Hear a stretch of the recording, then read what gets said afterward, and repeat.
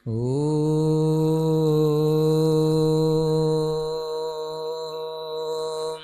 नमः सिद्धेभ्यः। ॐ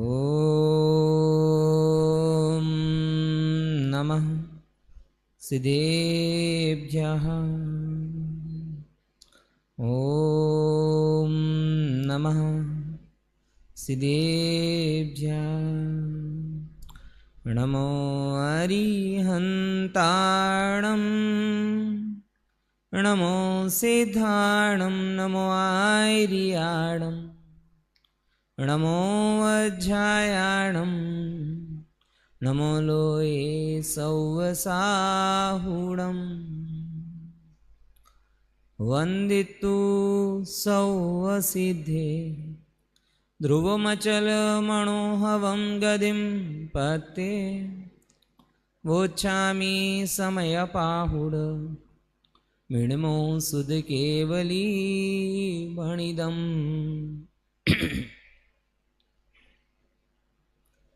चैतन्य धाम में चैतन्य की अनंत सत्ता को स्थापित करने वाला यह समयसार परमागम है। स्वयं समयसार की टीकाकार अमृतचंद्राचार्य देव फरमाते हैं कि नहीं समयसारात् उत्तरम किंचिद अस्ति। इस जगत में समयसार से उत्तम, समयसार से श्रेष्ठ कुछ भी नहीं है। क्या है ऐसे समयसार में जिसकी टीका करते करते स्वयं टीकाकार ऐसे मुग्ध हो जाते हैं और कहते हैं कि इससे श्रेष्ठ कुछ नहीं। क्या केवल ये उतनी सी ही बात है कि जिसका शादी है उसके गीत गाए जाने? क्या केवल इसी एंगल से ये बात है? एक एक सामान्य बात होती ना कि भाई जिसकी शादी है उसके गीत गाए जा रहे हैं। तो क्या वास्तव में ये ऐसा है कि चूंकि हम समयसार की चर्चा कर रहे हैं इसीलिए समयसार श्रेष्ठ है? क्या लगता है? फिर ऐसे कहोगे तो सब में सापेक्षता आ जाएगी। नहीं, ऐसा नहीं है।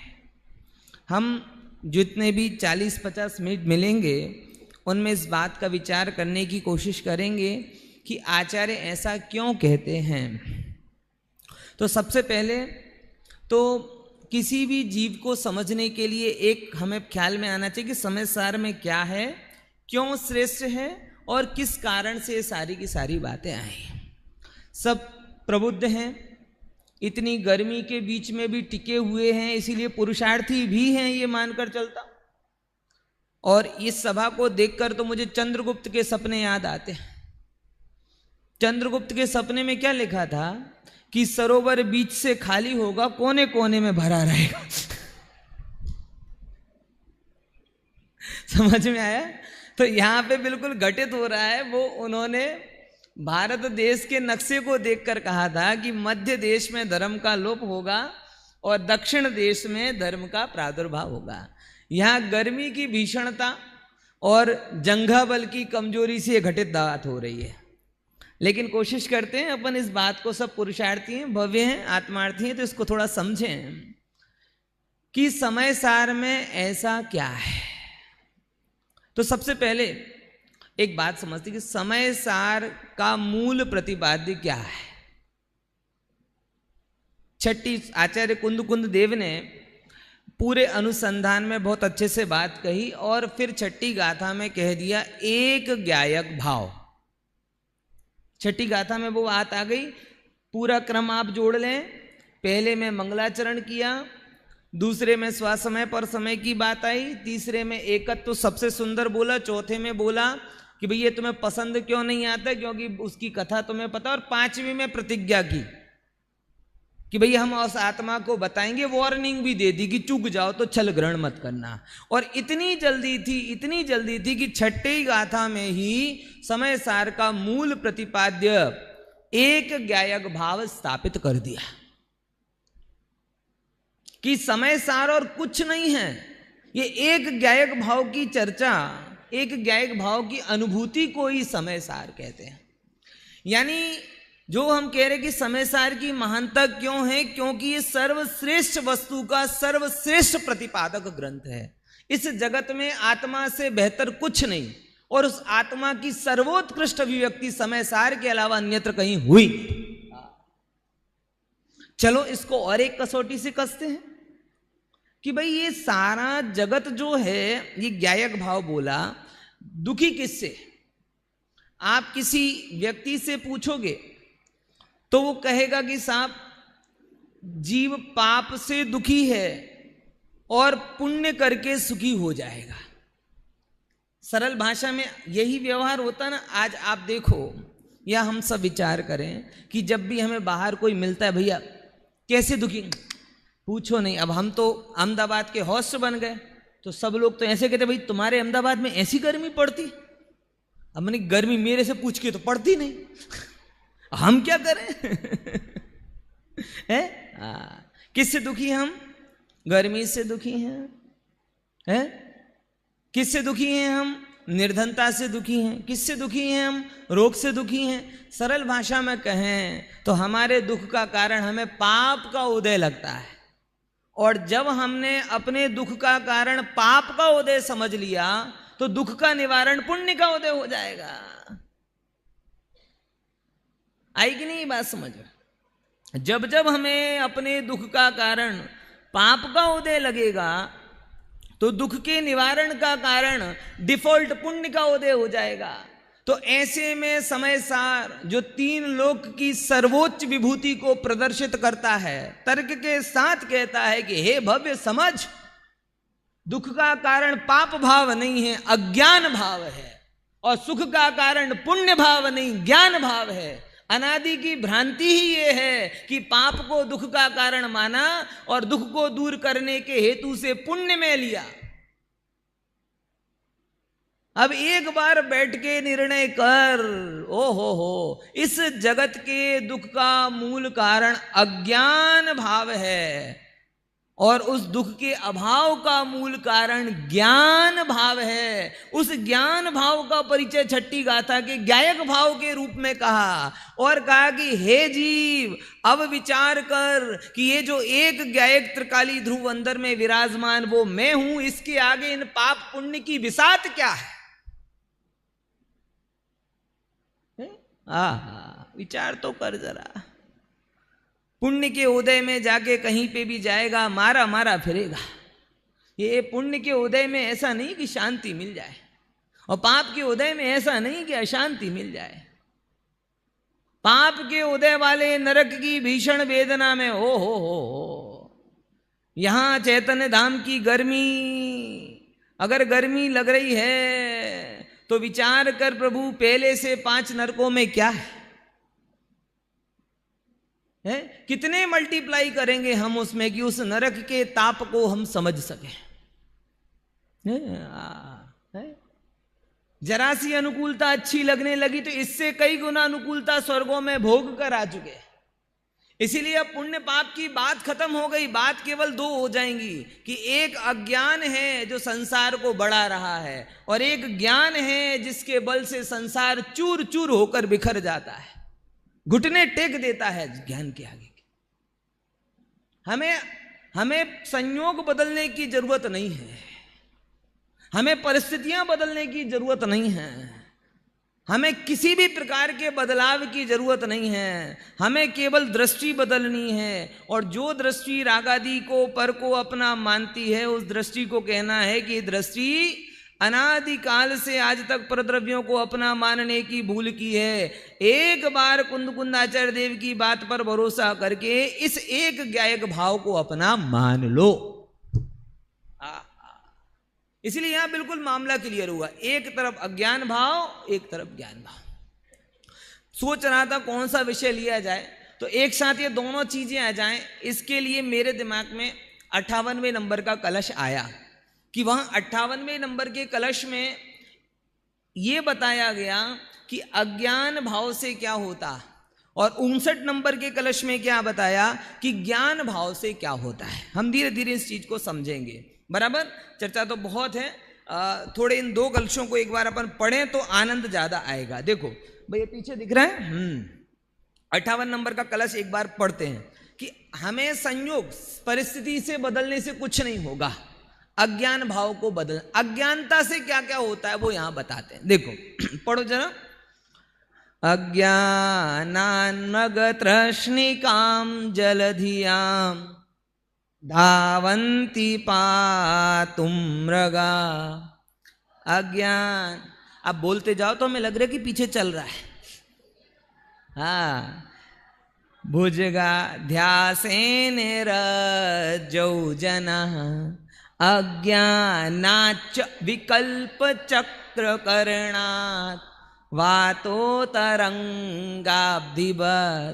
शुद्ध ज्ञानमया अपि स्वयमयी कर्त्री भवन्त्याकुला। देखो बड़ा ही मीठा और करुण हृदय से लिखा हुआ अनंत करुणा को बताने वाला पद है। यहां कहा जा रहा है कि अज्ञान से ऐसा होता है, और ज्ञान के मामले में 59 नंबर के कलश में, 59 नंबर के कलश में ये बताया कि जैसे हंस दूध और पानी के मिले होने पर दूध को चुन लेता है और पानी को छोड़ देता है, वैसे ज्ञानी स्वभाव का ग्रहण कर लेता है और परभाव को छोड़ देता है। अच्छा थोड़ा समझते हैं, समय सार में ज्ञान किसे बोला और अज्ञान किसे बोला।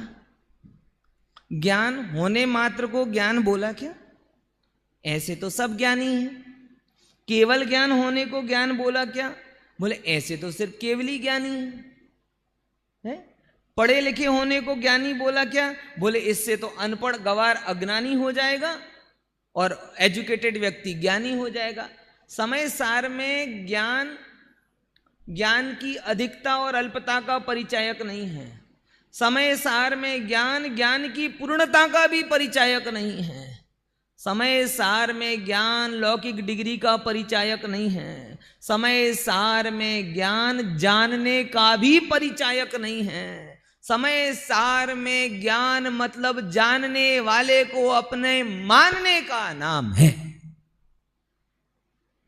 कि जिसने जानने वाले को अपना मान लिया वो ज्ञानी हो गया, और जिसने जानने वाले को अपना नहीं माना, अनंत पदार्थों अनेकों अनेकों पदार्थों का ज्ञाता होने पर भी वो अज्ञानी का अज्ञानी है। समझ में आया? और ऐसा अज्ञान क्या करामात करवाता है हमसे? ऐसा अज्ञान करामात के लिए 3 एग्जाम्पल बताए। कैसा? कि अज्ञानात मृग तृष्णिकाम जलधया धावंती पातुम मृगा। अज्ञान से हिरण की भांति जीव, जैसे बहुत प्रसिद्ध दृष्टांत है, लेकिन मैं चाहता हूं कि उसे हम लोग अनुभूति के लेवल पर देखें, उससे तन्मयता करें। हिरण का मरण दिखता है, लेकिन हिरण की भांति मृग तृष्णा जो हमारे अंदर में पड़ी है उसका ख्याल में नहीं आता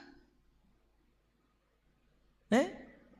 हिरण तो सबको पता चलता है कि भाई वो है, कहते ना वो मीलों मीलों ढूंढ रहा है मृग अपनी कस्तूरी को, बहुत मुश्किल है तय कर पाना खुद से खुद की दूरी को। जंगल जंगल ढूंढ रहा है मृग अपनी कस्तूरी को। ख्याल में है कि नहीं आया? हमें मृग का दृष्टांत बैठ जाता है कि देखो देखो वो हिरण के, आचार्य को हिरण को बताना है क्या कि हमको बताना है? हे संसार के रण में रहने वालों, हमें उसकी भांति नहीं जीना। उस दिन दादा के पूजन साहित्य पर चर्चा हो रही थी, तो मुझे दादा की एक पंक्ति की बड़ी महिमा आती है, बहुत अच्छी पंक्ति लगती है, मैं चाहता हूं आप उसको गुनगुनाएं। भोगों को अमृत फल जाना, विषयों में निस दिन मस्त रहा उनके संग्रह में, हे प्रभुवर।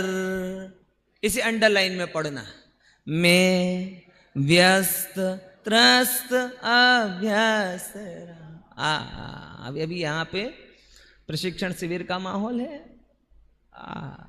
और जो नहीं है, हम समझ रहे हैं वो पाठ्य योजना बना रहे होंगे हैं। जो नहीं है, जो हैं वो पाठ्य योजना से परे हैं, उनकी योजना दूसरी होगी। और जो यहाँ नहीं है वो कौन सी योजना में जुड़े होंगे? पाठ्य योजना में जुड़े होंगे।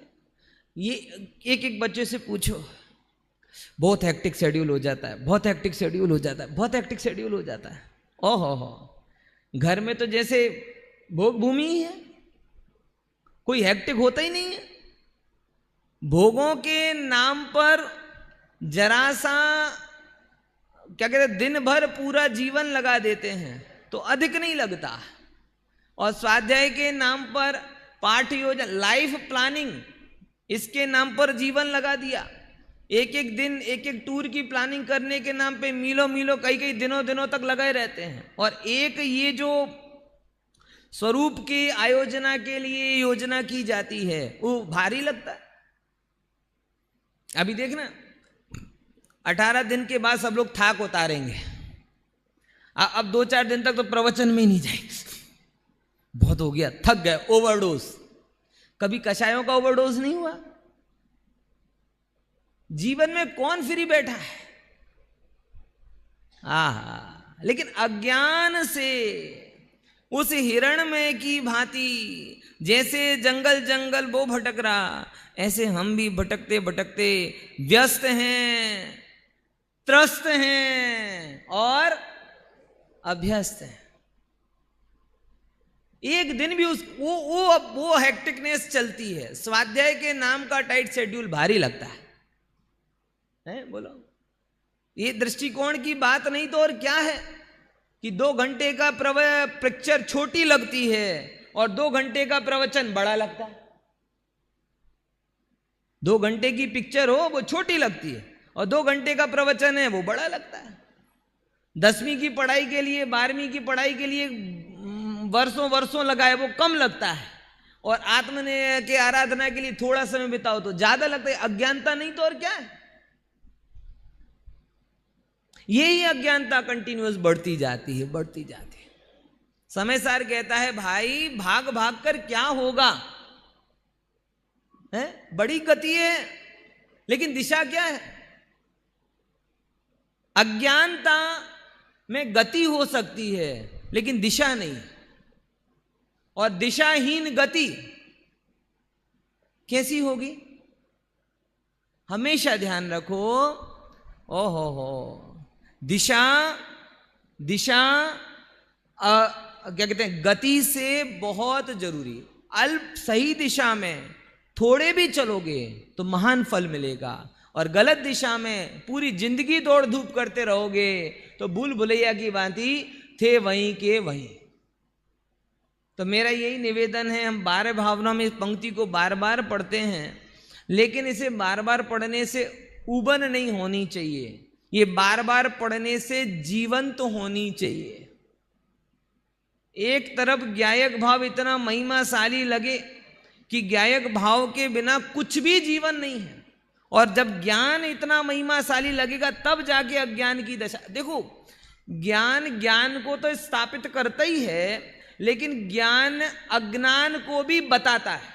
अज्ञान को बताने वाला भी ज्ञान है, क्योंकि ज्ञान होता है तभी तो पता चलता है कि अज्ञान है। पॉइंट समझ में आया कि नहीं है? बोलो। हम घर पे रहते हैं, बराबर, रोज ऑफिस जाते हैं। मेरा छोटा 4 साल का 5 साल का बच्चा है। क्या पापा रोज रोज ऑफिस जाते हो? क्यों? अरे कभी हमारे साथ बैठो, ऊनो खेलो, लूडो खेलो, इसमें सार है। क्या ऑफिस जाते हो? अब समझ में आया कि जब तक उसे धन का पता नहीं है तब तक ये उसे ख्याल में आता है, नहीं तो उसे क्या महिमा है। उसे हम समझते हैं कि ये अज्ञानी है, वो समझते पापा अज्ञानी है 1 नंबर के, रोज सुबह बैग उठा के चल देते हैं। क्या फायदा होता है? मतलब ज्ञान ज्ञान का परिचय भी कराता है और ज्ञान अज्ञान का भी परिचय कराता है। इसीलिए मेरी बात को थोड़ा समझो। अज्ञान, मुझे बहुत कुछ कहने का भाव हो रहा है, थोड़ा जल्दी जल्दी अपन लेते हैं। एक और इंपॉर्टेंट चीज मुझे आई, तो एक तो एक ख्याल में ही अज्ञानता से ये दशा। दूसरे नंबर का दृष्टांत आता है, वो भी बड़ा मार्मिक है, वो भी आपने सुना होगा। अज्ञानात् तमसी द्रवंती भुजग अध्यासेन रज्जौ जना, कि अज्ञान में ही, अंधकार में अगर रज्जू रस्सी भी पड़ी हो तो जीव उससे सर्प की भांति डर जाते। रस्सी में ताकत है क्या? रस्सी में ताकत है क्या? नहीं है। अरे उल्टा भी होता है कि अज्ञानता में सांप को रस्सी पकड़कर उठा ले तो डर नहीं लगता, और अज्ञानता में रस्सी को सांप जान ले तो हाय हाय निकल जाती। कभी भी जीवन में समझना, प्रॉब्लम केवल इतनी है कि उसका समाधान आपको पता नहीं। आप देखो, टीवी में दृश्य आया, माताएं बहनें भी बहुत देखती हैं, टीवी में दृश्य आने पर हम उसके साथ तन्मय हो जाते हैं, राग करने लगते हैं, द्वेष करने लगते हैं। सच बताओ, वो राग द्वेष रोने का कारण है कि हंसने का कारण है, कि उसको यथार्थ मान लेना रोने हंसने का कारण? विचार करो, है मानना जो जो जो नहीं है। अब यही तो बात है ना, कई बार हमें लगता है कि हम सही बोल रहे हैं, लेकिन वो सिर्फ लगता है, होता नहीं है। कई बार हमें लगता है कि हम सही कर रहे हैं, लेकिन वो सिर्फ लगता है, होता नहीं है। अरे कई बार हमें लगता है कि हम सही विचार रहे हैं, लेकिन वो सिर्फ लगता है, होता नहीं है। क्योंकि जब तक ज्ञान नहीं होगा तब तक ये लगने की क्या मतलब रहेगा। आज ही सुबह के प्रवचन में गुरुदेव श्री नहीं कह रहे थे कि बच्चे को दस्त लग जाए सर्दी में, और सर्दी में दस्त लगे तो वो जो विष्ठा छूटती है वो उसे गरम गरम अच्छी लगती है। ये एक गुरुदेव के प्रवचन में आया था। अब ये लगने का क्या मूल्य है? अज्ञानता की कोई सीमा तो होती नहीं है, ज्ञान की फिर भी सीमा हो जाए। जो चीज है ही नहीं वो दुखी करके जा रही है? बोलो, आपको रोग हुआ या नहीं हुआ, लेकिन कुछ आपको सिम्टम्स दिखे, सर दुखना चालू हो गया, अचानक कोई कहे कि भैया हमारे फलाने मौसी के लड़के का सिर दुखना चालू हुआ था, उनको ब्रेन हेमरेज निकला था। अब है कुछ नहीं, गर्मी के कारण सर दुख रहा होगा, लेकिन मन में कीड़ा घुस गया है। बोलो, विचार करके देखो। अपन कहते ना कि कोई चीज लेने जा रहे हैं और किसी ने बोल दिया कि भैया लेने तो जा रहे हो, लेकिन इससे ये नुकसान हो जाएगा। अब बोले अब ले नहीं सकते, मन में भय बैठ जाता है, दूसरी ले लेंगे। हम लोग तो मुमुक्षु है ना, अंधविश्वास में नहीं मानते ना, बराबर। लेकिन फिर भी बिल्ली रास्ता काट जाए तो चले तो जाते हैं, लेकिन एक बार के लिए तो खटकता है कि बिल्ली थी ना, कुत्ता निकले तो नहीं खटका, गाय निकली तो नहीं खटका, ये बिल्ली में क्यों प्रॉब्लम हुई? कहीं ना कहीं बैक माइंड में वो अज्ञानता पड़ी हुई है। बोलो। और ऐसे ज्ञान भी उल्टे सीधे लगा लेते हैं। 9 की संख्या में फ्लैट मिल जाए, जैसे मेरा एक मित्र है, मेरा फ्लैट 504 नंबर का है, आपका फ्लैट तो बहुत बढ़िया। मैंने क्यों साहब? बोले 5 और 4, ये गुजराती है, 9 अफर अंक। बोले अब समझ में आया आप इतने खुश क्यों रहते हो? क्यों? अफर अंक आपके पास में। मैंने गजब है, अब तो सिद्धों को भी 8वीं पृथ्वी की बजाय 9वीं पृथ्वी पे रहना चाहिए है? ऐसे ज्ञान का भी कोई गणित नहीं है, सुख का भी कोई। मेरा तत्व ज्ञान एक तरफ गया, वेद ज्ञान एक तरफ गया, अज्ञान से ही दुख की कल्पना कर ली और अज्ञान से ही सुख की कल्पना कर ली। ओहो, क्षण मात्र में विचार करो। श्रीमद् आत्मसिद्धि में एक सुंदर पद फरमाते हैं, कोटि जन्म को स्वप्न ज्यों जागृत थता पलाए। हे जीव, करोड़ों करोड़ों साल से सपना देख रहे हो, सपने में चक्रवर्ती बन गए हो कि सपने में नरक में चले गए हो, सपने में राजा बने हो, सपने में दीन बने हो, कुछ भी सपने में किया हो, लेकिन जैसे ही आंख खुलती है स्वप्न जन्य दुख भी दूर हो जाता है और स्वप्न जन्य सुख भी दूर हो जाता है। सुख को दूर करने के लिए भी कुछ नहीं करना पड़ता और दुख को दूर करने के लिए भी कुछ नहीं करना पड़ता। तो ये जो भी पराक्रम है ये सिर्फ अज्ञान भाव का है और समय सार में उस अज्ञान भाव पर भरसक चोट की है। दो चीजें बताई जो समय सार का मूल प्रतिपाद्य रहे। एक तो पहले नंबर अपनी पहचान करो और दूसरे नंबर अपने प्रयोजन को समझो। कौन कौन सी? पहले नंबर अपनी पहचान और दूसरे नंबर अपना प्रयोजन। अपने को पहचानने की बात आई तो ज्ञायक भाव स्थापित किया और प्रयोजन की बात आई तो उस ज्ञायक भाव में लीनता को बोला।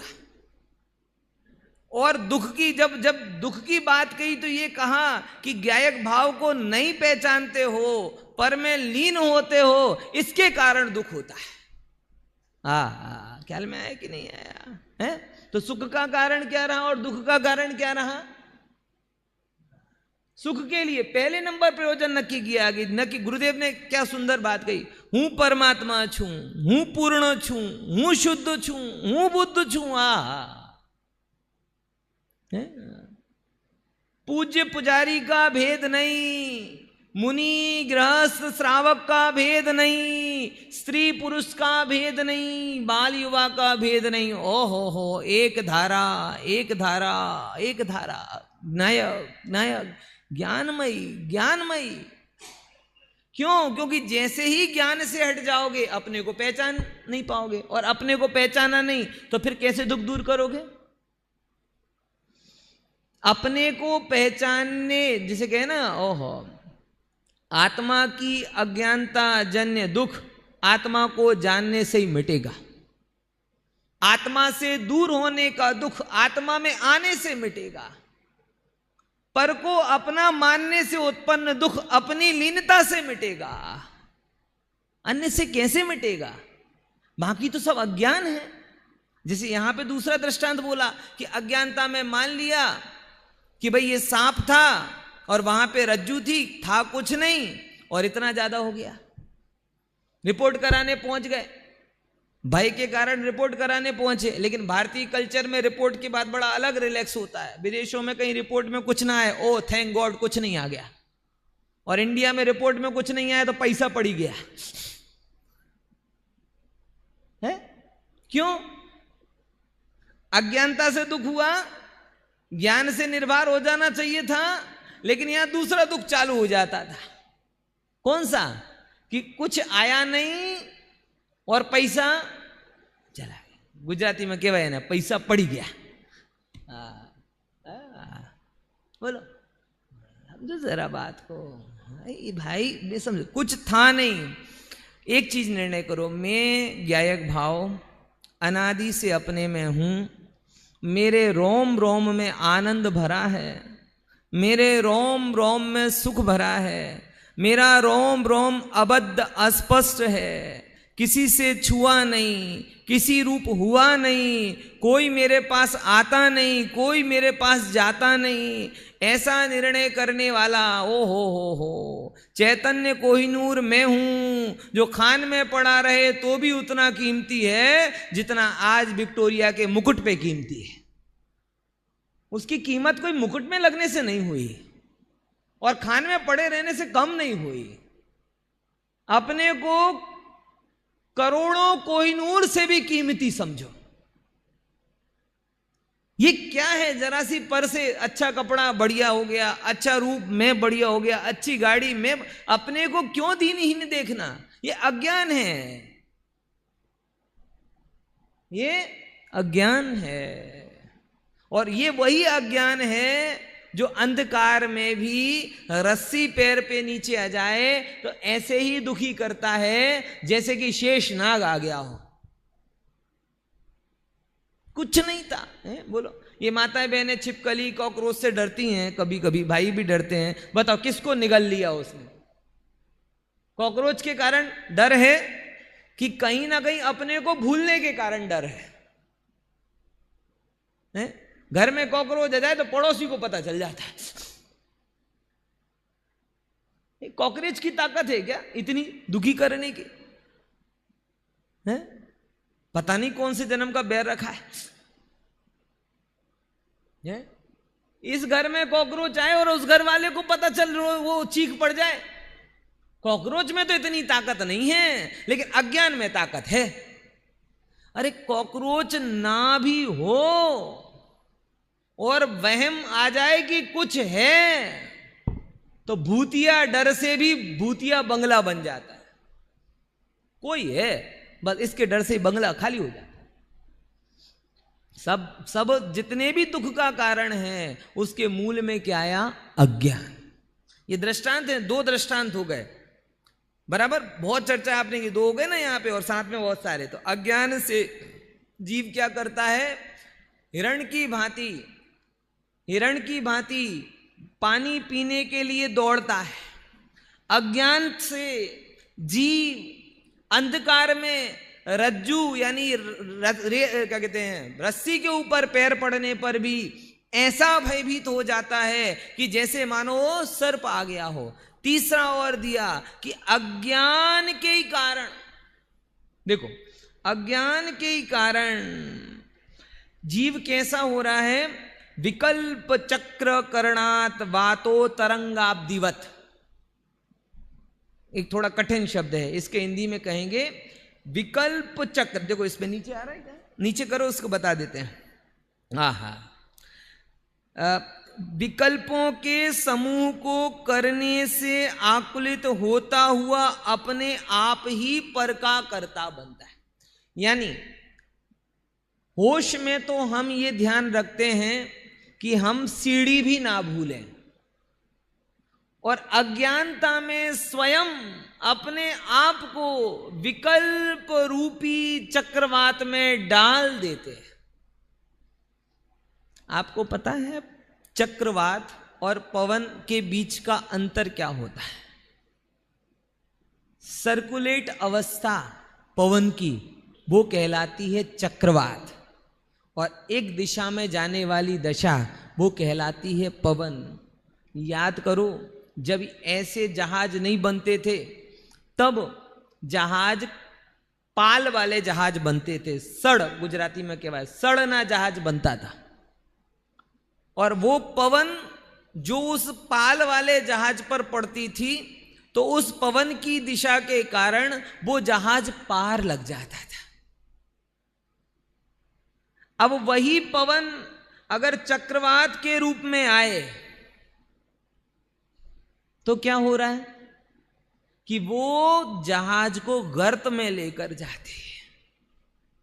वो पवन एक दिशा में आए तो जहाज को उस पार ले जाती है, और वही पवन सर्कुलेट होकर आए तो वो जहाज को गर्त में लेकर जाती है। यानी पवन वही है, डायरेक्शन का फेर है। विचार कर विचार तो पाम। अगर विचार एक दिशा में, एक मोक्षैक लक्षी विचार अवीक्षण ज्ञानोपयोग की धारा बहेगी तो निश्चित रूप से वो आपको, हमको, सबको संसार के उस पार लेकर जाएगी। और वही अभीक्षण ज्ञानोपयोगी धारा के स्थान पर ये कर लूं, वो कर लूं, ये कर लूं, वो कर लूं, ये कर लूं में पड़े रहोगे तो वो संसार रूपी समुद्र के गर्त में लेकर जाएगी। थोड़ा सोचें, विचार करें। दिन में लाखों विचार आते हैं, उन विचारों में विकार कराने वाले विचार कितने, उद्धार कराने वाले विचार कितने। अरे दिन के विचारों को तो भूल जाओ, अभी यहां बैठे हैं, अभी कितने विचार चल रहे हैं। अच्छा, उन विचारों में भी कितनी देर तक रखोगे? शास्त्र में ज्ञान को बीज कहा जाता है। अज्ञान और ज्ञान की चर्चा करनी है ना, तो अज्ञान को, ज्ञान को बीज कहा जाता है, बोधि बीज। कैसे हैं ये? समय सार में जो हम अभी चर्चा कर रहे हैं, दो चीजें आई, ज्ञायक भाव को स्थापित किया, अज्ञानता को बताया। अब वो जो मैं ज्ञायक हूं, या छठी गाथा में जो बताया, सातवीं गाथा में जो बताया कि मैं ज्ञायक हूं, अब ये बीज हमारे अंदर में जा रहा है। इस बीज की 4 दशा हो सकती हैं। कौन कौन सी? बीज विस्मृत हो जाए, बीज वैसा का वैसा ही रहे, बीज व्यंजन बन जाए और बीज वृक्ष बन जाए। बोलो कौन कौन सी 4 दशा समय शिविर में है ना? बहुत सारे बोधि बीज आपके हमारे अंदर में पड़ रहे हैं। गुरुदेव श्री की वाणी से लेकर, प्रशिक्षण शिविर की कक्षाओं से लेकर, विद्वानों के व्याख्यानों से लेकर, सबके बीज हमारे अंदर में पड़ रहे हैं। एक बड़ी जिम्मेदारी हमारे ऊपर है कि बीज बेकार हो गया कि बीज वैसा का वैसा रहा, विस्मृत हो गया। कई बार मुझे लगता है, अब अपन कहते हैं ना कि 2 प्रवचन के बीच में एक गैप हो जाता है, रिफ्रेशमेंट। रिफ्रेश करते हो कि फॉर्मेट कर देते हो? हमें रिफ्रेशमेंट के लिए टाइम देते हैं, वहां पानी में जाके फॉर्मेट करके आ जाते। जैसे थे फैक्ट्री मोड पर, वैसे के वैसे है। बीज विस्मृत हो गया, बेकार हो गया। दूसरा, बीज वैसे का वैसा रहा, बीज वैसे का वैसा रहा। वैसे का वैसा रहा, ये मतलब क्या रहा कि कहीं से सुना, अंदर में पड़ा रहा, अब कभी जब दोबारा प्रवचन होगा तो फिर बोल देंगे। दुनिया वैसे ही जिएंगे जैसे पहले जीते आ रहे हैं। तो बीज वैसे का वैसा रहा, उसमें कोई फर्क नहीं हुआ। आपको लगेगा कि हमने बीज संभाल लिया, लेकिन बीज संभालने से लाभ भी तो होना चाहिए ना। पहले से ये बेहतर है, पहले वाले ने तो खराब कर दिया, भूल गया, बेकार कर दिया। आपके पास है फायदा ये कि जब कभी आपको उसको बीज की कीमत आएगी, तब आप उसे बो दोगे और लहलहाती फसल को पा जाओगे। शायद आज ना हो, शायद कल भी ना हो, शायद कई वर्ष बाद भी याद आए। ऐसा होता है। एक रियल घटना, पालड़ी में एक बहन थी, एक दिन आई और एकदम पैरों में पड़ गई बिल्कुल। मैंने कहा बहन मैं तो जानता ही नहीं हूं आपकी, क्यों कर रहे हो ऐसा? बोले पंडित जी आपका बड़ा उपकार है। मैंने क्या उपकार, मैं तो मिला ही नहीं हूं। बोले एक दिन हम दर्शन करने आए थे और प्रवचन चल रहे थे ऐसी, और देह आत्मा की भिन्नता की बातें चल रही थी कि शरीर है वो मैं नहीं, ज्ञानानंद वही मैं हूं। मैं ये सुन के गई और मेरा रोड ऊपर एक्सीडेंट हो गया। 6 महीने तक मैं ऑपरेशन, उसमें क्या कहते हैं, बेड के ऊपर रही ऑपरेशन के बाद। लेकिन 6 महीने तक अगर मैं सरवाइव कर पाई हूं तो केवल एक वाक्य जो आपने उस समय कहा था कि ये जो शरीर है इसमें, इससे मेरा परिचय नहीं। भगवान आत्मा राग थी अने रोग थी, राग से और रोग से दोनों से भिन्न है। तो बेकार कर दिया, भूल गए, वो तो गया ही गया। लेकिन जिसने याद रखा ना, वो अभी काम में नहीं आया लेकिन आगे काम में आ जाएगा, आ सकता है। लेकिन ध्यान रखना, जेब में रखा हुआ बीज काम में नहीं आता, भूमि में गया हुआ बीज काम में आता है। तत्व ज्ञान को जेब में रखकर चलोगे, बुद्धि जेब से ज्यादा कुछ नहीं है तत्व ज्ञान के लिए। पॉकेट में रख के चलोगे तो तत्व को बताने वाले बन जाओगे, वेदन करने वाले नहीं बन पाओगे। ओहो, तो बीज को बेकार मत जाने दो, बीज को वैसा का वैसा भी मत रहने दो। तीसरे नंबर की दशा होती है, बीज को व्यंजन बना दिया। बीज को क्या बना दिया? वह कैसे बनेगा? चने का बीज था, आपने उसको पीस दिया, उसमें शक्कर डाल दी, मोहन थाल बन गया। गेहूं का बीज था, गुजराती लोग सुखड़ी बनाते हैं, सुखड़ी बन गई, बीज को व्यंजन बना दिया। अच्छा, बहुत अच्छा काम किया ना, हो गया, पूरा हो गया। कब तक चलेगा व्यंजन? कब तक? हाथ में है तब स्वाद नहीं है, मुंह में गया तो भी स्वाद नहीं, उस मुंह के नीचे गया तो भी स्वाद नहीं। कितनी देर के लिए? टेस्ट में रहता है 2 सेकंड के लिए, पेट में रहता है 5 घंटे के लिए, और स्मृति में रहता है 1-2 दिन के लिए। इससे ज्यादा उसकी हैसियत? ऐसे ये थोड़ी जिनवाणी की बात को सुनकर कदाचित बाहर में व्रत तप आदि कर लिए, बराबर पीस दिया अपने आप को, शुभ राग मिला दिया, लेकिन उससे हमने क्या बनाया अपने आप को? एक व्यंजन। स्वर्ग के सुख भोगे और फिर वहीं के वहीं। तो वही बात है ना, पाप से दुख लगा और उसके काउंटर में शुभ कन्या। उससे भी बीज चिरंजीविता को प्राप्त नहीं होता। तो बीज का व्यंजन बना दिया।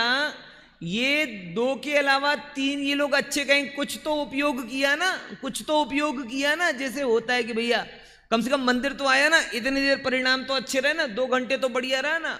पाठ योजना, ये 18 दिन के शिविर में भी हम बड़ा छोटा सा लक्ष्य बना लेते हैं, इतने दिन का सदुपयोग हुआ ना। अरे नहीं, ये व्यंजन बना रहे हो, वन टाइम इन्वेस्टमेंट नहीं चाहिए, वन टाइम रिटर्न नहीं चाहिए। बीज का सर्वोत्तम रूप है वृक्ष बना दो। कैसे बनेगा? कि बीज भूमि में गया, मिट नहीं गया, अपने स्वरूप को वैसा का वैसा रखा, लेकिन अपने गर्भ में एक अंकुर पाल लिया।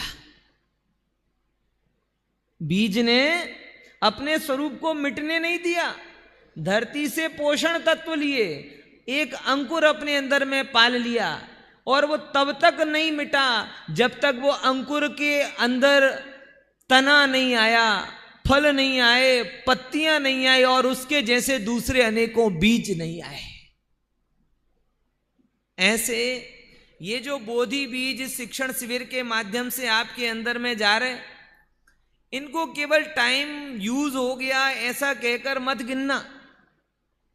इसको अपने अंदर संभाल के रखना तब तक कि जब तक आत्मरुचि का अंकुरण ना आ जाए। गुरुदेव श्री के अगर तत्व ज्ञान को समझना है तो एक लाइन में कह सकते हैं कि एक बाजू राम ना बीजी बाजू गाम। एक तरफ ज्ञायक भगवान नात्मा जो अनंत शक्ति संपन्नता और प्रभुता के साथ में आज भी विराजमान है अंदर में, और उसके सामने सारा जगत कीटवत है। क्या स्वर्ग का वैभव और क्या नरक के दुख, सब कीटवत हैं, कोई दम नहीं है, नीरस है। और इस बात को लेकर अंदर में रुचिवंत हुए, आत्मा की रुचि का एक अंकुरण निकला। अभी साथ नहीं छोड़ा बीज ने साथ नहीं छोड़ा भूमि का। वो भूमि से पोषक तत्व ले रहा है, हम यहां ज्ञान से पोषण कर रहे हैं, व्रतशील संयम आदि सब पालन कर रहे हैं, लेकिन उस अंकुर को फलीभूत करने के लिए एक क्षण की मिठास हमें नहीं चाहिए, भवों भवों की तृप्ति चाहिए। उस अंकुरण को बढ़ने दो। हर चीज से पोषक तत्व धीमे धीमे धीमे तत्व ज्ञान के संस्कार से प्रबल होता ये अंकुर वृक्ष बनेगा और परंपरा से अनंत बीजों की उत्पत्ति का कारण बनेगा। बीज को चिरंजीविता वृक्ष बने बिना नहीं होती। सोचो, हो आज जो गेहूं हम खाते हैं कदाचित ये भगवान महावीर के टाइम से चले आ रहे। बोले कैसे? बीज से वृक्ष, बीज से वृक्ष, बीज। अरे हम रोटी खा रहे भगवान, हां, उस बीज ने परंपरा का अनुसरण कर लिया। अज्ञान से सत्यानाश हो जाता और ज्ञान से अभय पद मिलता, निर्भय पद मिलता है। और इसीलिए जब समय सार में ज्ञान की बात चलती है तो नेक्स्ट लेवल पे चलती है। वो कोई शाब्दिक ज्ञान, बौद्धिक ज्ञान, चौपसमिक ज्ञान, लौकिक ज्ञान उसकी बात नहीं है। और अज्ञानता की बात की तो ये लौकिक अज्ञान, अनपढ़ वाला अज्ञान, इसकी भी बात नहीं है। यहां जब अज्ञानता की बात आएगी तो अपने आप को आत्मा नहीं मानने रूप अज्ञान, और ज्ञान की बात आएगी तो अपने आप को आत्मा मानने रूप ज्ञान है। और जिस क्षण में अपन ने मूल शुद्धि की, अब दूर दूर तक विकल्प नहीं दिखाते। मैंने अपने आप को आत्मा मान लिया, आत्मा मान के बैठा, अब क्या करना है बताओ? अब मैंने अपने आप को प्रवचन करना है साहब, अरे मैं तो आत्मा हूं, अब प्रवचन करने की क्या चिंता करना? अखिल ने बोला, जिन कुमार जी ने बोला, कर भाई ठीक है, हो जाएगा, अपनी बात तो ही करनी ना, अपनी बात ही तो करनी, और है क्या? ओहो, सारे कर्तृत्व का एक सेकंड में मूल से अभाव करना है तो अपने आप को ज्ञायक भाव में ही मान लो। सारे दुखों का एक क्षण में नाश करना हो तो अपने आप को ज्ञायक भाव मान लो। ये वो तेज है जिसके आगे अज्ञान और कर्म की एक नहीं चलती। वही ज्ञान ज्योति जो एक तिनके में है, एक चिंगारी में है, एक माचिस की कड़ी में है, एक दिए की रोशनी में है, एक धधकती ज्वाला में है। ज्योति एक है, सब अपनी अपनी जगह एक ही काम कर रही है। कौन सा? अज्ञान रूपी अंधकार को नाश करना। कर्तृत्व का भार क्यों रखना? देखो, प्रश्न ये नहीं है कि तुम माचिस की कड़ी के रूप में जल रहे हो कि ज्वाला के रूप में जल रहे हो कि ज्वालामुखी के रूप में जल रहे हो। कार्य पर ध्यान दो ना, कि माचिस की कड़ी के रूप में भी जलूंगा तो भी अज्ञान रूपी अंधकार के सामने खड़ा हूं, और ज्वाला के रूप में होगा तो भी अंधकार के सामने खड़ा हूं। अल्प ज्ञानी विपरीत परिस्थिति में हूं तो भी मेरे अंदर का जो ज्ञान पुंज है वो सर्वज्ञ का ही अंश है, और महान ज्ञानी हूं तो भी वही है। सारे भय इसके सामने वैसे ही पिघलते हैं जैसे आंच में बर्फ पिघल जाता है। हो, ये यहां कह रहे, इसीलिए कहते अंतिम लाइन बहुत बढ़िया है, उसमें तो लिख दिया ना कि जैसे ये जान लिया शुद्ध ज्ञान मया अपि स्वयं अपि कर्तृ भवन्त्याकुला।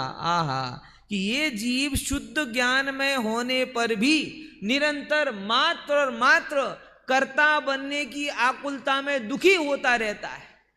वो ये सोचता है कि भैया चिंगारी हूं तो माचिस की कड़ी बन जाऊं, कड़ी हूं तो ज्योति बन जाऊं, ज्योति हूं तो ज्वाला बन जाऊं, ज्वाला हूं तो ज्वालामुखी बन जाऊं। ये प्रमाण में क्यों देखता है? ज्ञानमयी ज्ञानमयी ज्ञानमयी ज्ञानमयी ज्ञानमयी ज्ञानमयी। ओ हो, इस धुन में कर्तृत्व का अभाव है, और कर्तृत्व के अभाव में आनंद का प्रादुर्भाव है। सम्यक्त्व का पहले में पहला स्वाद कर्तृत्व के अभाव पूर्वक और ज्ञायक भाव के वेदन पूर्वक प्रकट होता है। इसलिए भाइयों, बहुत सौभाग्य का उदय है कि इस जहां लोग गर्मी में समर कैंप में जाते हैं, अपन लोग अमर कैंप में आए। कौन सा कैंप है ये? अमर कैंप। वो समर कैंप था, ये अमर कैंप है, क्योंकि यहां जो ज्ञान से संसार के अभाव की विद्या बताई जाती है ये आपको अमर बनाती है। बराबर? तो इन बोधि बीजों को अपने अंदर में संभाल कर रखना। 4 पॉइंट बोले ना, बीज को बेकार नहीं होने देना, बीज को वैसा का वैसा मत रखना, बीज को व्यंजन बनकर के भी संतुष्ट मत कर देना, बीज को तब तक भूमि में रखना जब तक कि वो वृक्ष ना बने और अनंत काल की तृप्ति को हमें ना दे दे। ऐसा ये भव तारिणी समय सार ज्ञान और अज्ञान भाव का वर्णन यहां पे किया। विशेष चर्चा बाद में।